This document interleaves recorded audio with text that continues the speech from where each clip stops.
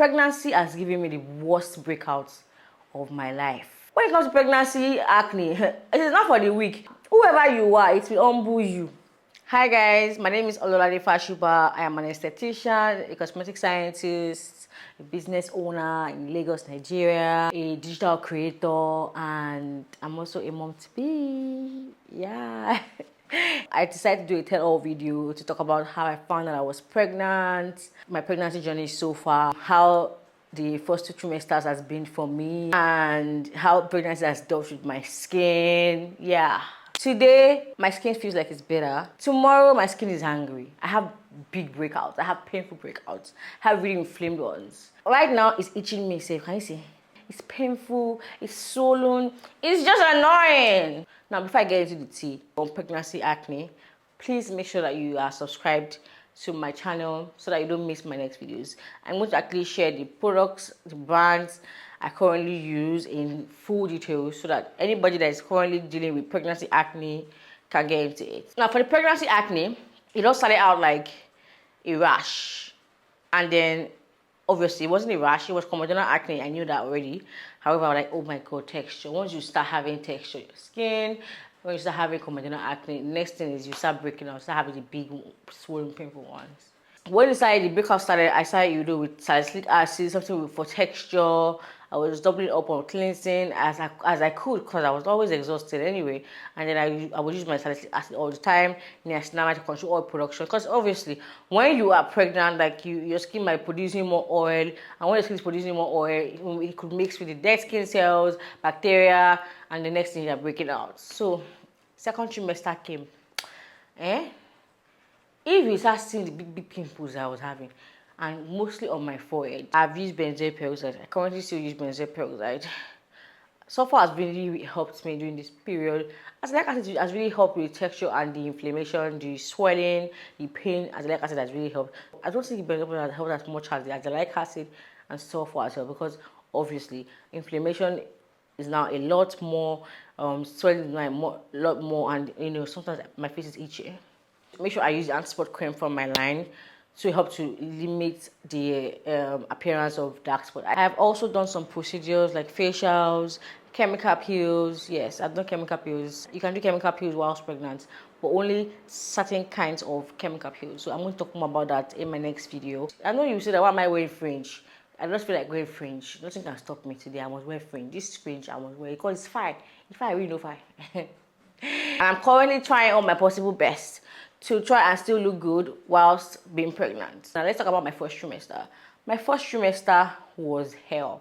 I hated being pregnant in first trimester. Listen, like, I was always hungry. I was depressed, as a matter of fact. I had like serious aversion to so many of my favorite foods. I couldn't cook for the first 3 months of pregnancy.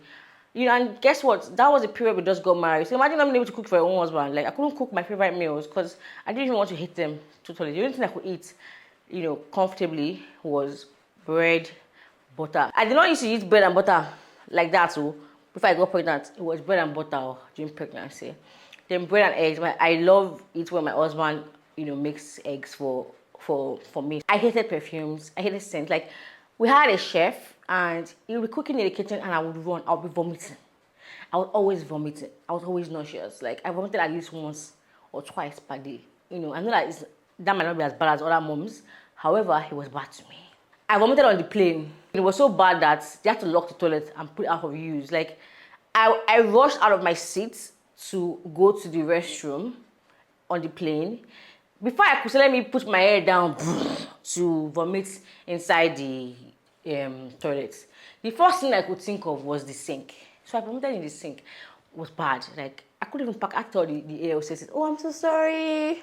I actually just vomited. I'm pregnant, so I actually just vomited in your sink. But that was fine. Our whole house in Lekki, I had an aversion towards it. Like, so many times in first trimester, my husband and I would go to like, different lodges, like Airbnbs, just to, get just for me to get a break from the house. The aversion was that bad. I would leave my own house.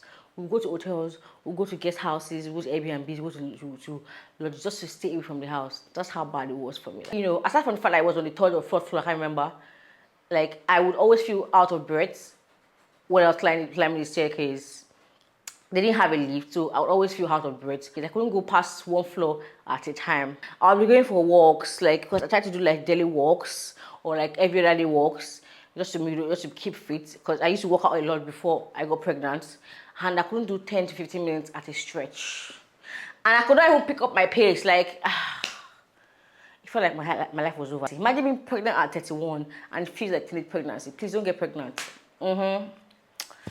Don't. Just kidding. Anyway, my husband was scared. Every morning you gonna make me breakfast and bring it to me, and he'll be like, yeah. It was. But when I got to second trimester like this, oh, for me, learn you. He did not send me again. Just kidding. He's still very caring. However, he didn't take care of me as much as he did in first trimester and in second trimester. Hey, I'm sure you can hear me right now. As I was saying, I just start to feel better until towards like my 12th week, 13th week. You know what? I even hated social media.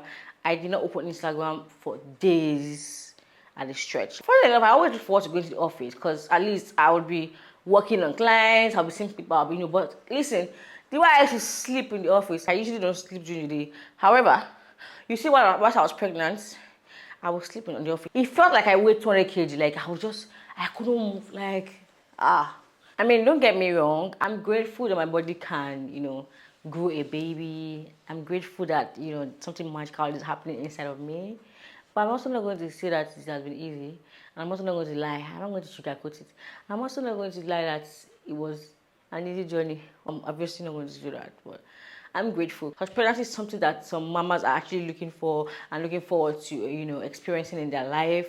And I don't take it for granted. I'm grateful every day. I pray to God to keep my baby. I pray to God to protect me throughout pregnancy. I pray to God for a safe, easy, and healthy pregnancy. I pray to God every day for blessing me with this because it's not easy. I had like mammectomy in 2021. I know what I went through. Story for another day. If you want to know about my mammectomy journey, let me know in the comment section. Now, before we get into the next topic, don't forget to subscribe to my channel so that you can get updates from me and so that I can grow my ministry.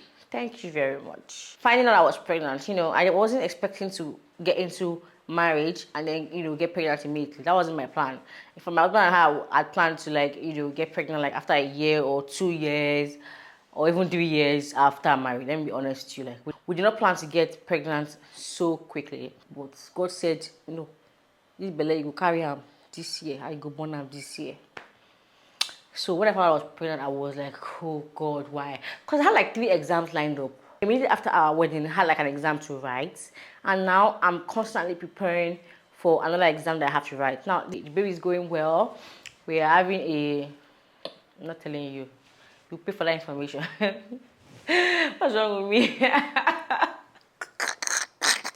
Okay, back to what I was saying. Second trimester has been beautiful so far. Like, I'm so hyper. Like, I have crazy energy. I'm working out more. I'm carrying my weights back. I'm doing more body weight. I'm doing weightlifting. I'm going on walks. Some of the walks are so boring. Like, I don't know why people do it.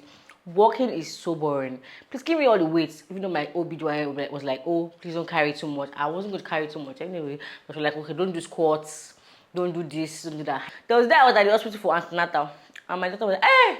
Don't come down like that. And if it wasn't that I'm pregnant, sometimes I forget that I'm even pregnant in this second trimester. I want to go to 10 countries in like 1 week. That's how much energy I have. Like, we went to Cotonou and Togo recently. That's me and my husband at a friend of house. And trust me, I wanted to go to Ghana. I was looking at Ghana border like this. Let's go to Ghana border. So let's go to Ghana. Let's spend 1 week. Or even if 2 days in Ghana. My husband and our friend were already so tired. They were like, Lola, please, you can come back to Ghana. And I was like, no. Now that we are in this place, I mean, that's the border there. Let's go. I was looking at Ghana border like this at Togo. I said, let's go to Ghana. I was begging them. Anyway, that is how it has been for me so far. Thank you very much for watching this video to the end. I plan on sharing more of my journey as a mom to be, as a pregnant woman, a very pregnant girly, and all of those things in between. Anyway, don't forget to also like this video, share this video to your friends, and leave me a comment if you have any questions. Bye.